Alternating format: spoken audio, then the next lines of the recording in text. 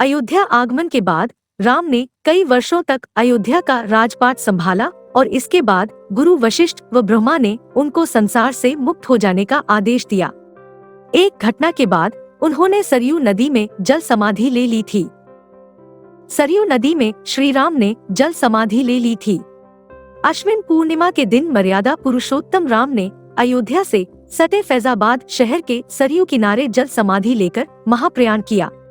श्री राम ने सभी की उपस्थिति में ब्रह्मा मुहूर्त में सरयू नदी की ओर प्रयाण किया। उनके पीछे थे उनके परिवार के सदस्य भरत, शत्रुघ्न, उर्मिला, मांडवी और श्रुतकीर्ति का उच्चारण करते हुए वे सरयू के जल में एक एक पग आगे बढ़ते गए और जल उनके हृदय और अधरों को छूता हुआ सिर के ऊपर चढ़ गया।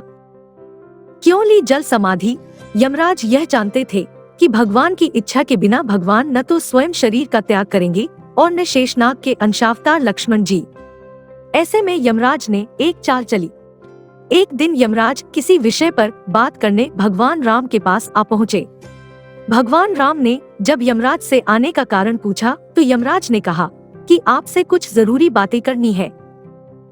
भगवान राम यमराज को अपने कक्ष में ले गए। यमराज ने कहा कि मैं चाहता हूँ कि जब तक मेरी और आपकी बात हो उस बीच कोई इस कक्ष में नहीं आए। यमराज ने अपनी बात को आगे बढ़ाते हुए कहा कि अगर कोई बीच में आ जाता है तो आप उसे मृत्यु दंड देंगे। भगवान राम ने यमराज की बात मान ली और यह सोचकर कि लक्ष्मण उनके सबसे आज्ञाकारी हैं, इसलिए उन्होंने लक्ष्मण जी को पहरे पर बैठा दिया। यमराज और राम जी की बात जब चल रही थी उसी समय दुर्वासा ऋषि अयोध्या पहुंच गए और राम जी से तुरंत मिलने की इच्छा जताई। लक्ष्मण जी ने कहा कि भगवान राम अभी यमराज के साथ विशेष चर्चा कर रहे हैं। भगवान की आज्ञा है कि जब तक उनकी बात समाप्त नहीं हो जाए कोई उनके कक्ष में नहीं आए। इसलिए आपसे अनुरोध है कि आप कुछ समय प्रतीक्षा करें।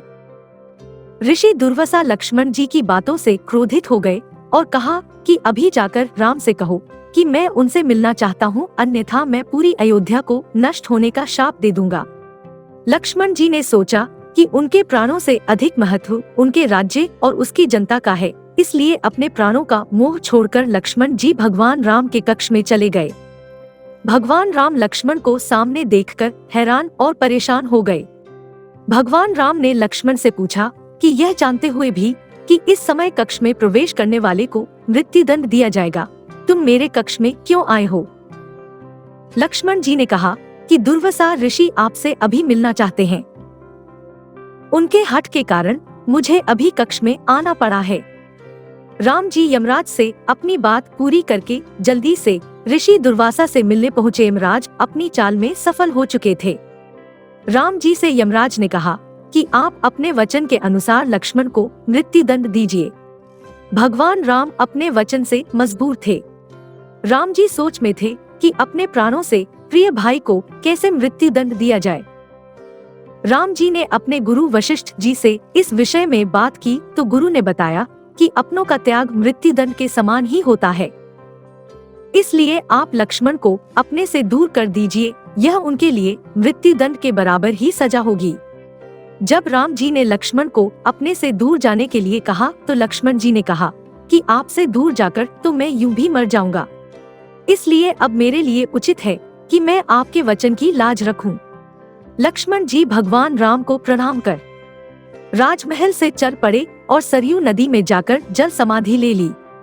इस तरह राम और लक्ष्मण दोनों ने अपने अपने वचनों और कर्तव्य का पालन किया। इसलिए कहते रघुकुल रीति सदा चली आई, प्राण जाए पर वचन न जाए।